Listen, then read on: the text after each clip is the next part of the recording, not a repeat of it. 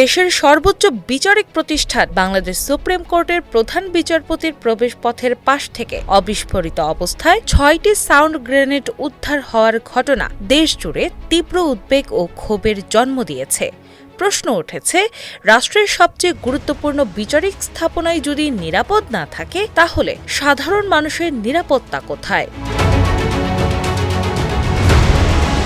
রোববার ৮ মার্চ দুপুর ১:৩০টার দিকে প্রধান বিচারপতির গেটের ডান পাশে সন্দেহজনক কিছু বস্তু পড়ে থাকতে দেখে প্রত্যক্ষদর্শীরা বিষয়টি পুলিশকে জানান। পরে শাহবাগ থানা পুলিশ ঘটনাস্থলে গিয়ে ঘিরে ফেলে এবং নিরাপত্তা জোরদার করে। এরপর ঢাকা মেট্রোপলিটন পুলিশের বোম ডিসপোজাল ইউনিট এসে সেগুলো উদ্ধার করে নিষ্ক্রিয় করে।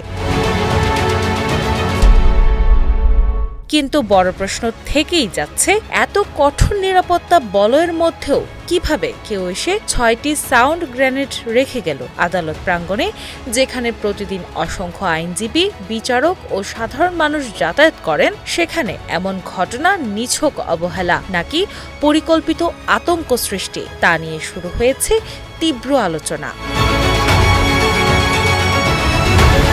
আইনশৃঙ্খলা বাহিনী জানিয়েছে, সিসিটিভি ফুটেজ বিশ্লেষণ করে দায়ীদের শনাক্ত করার চেষ্টা চলছে।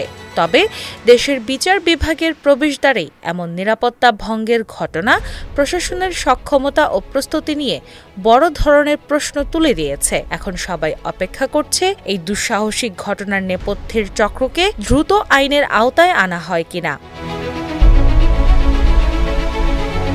দিনা ইসলাম, বাংলাবাজার পত্রিকা।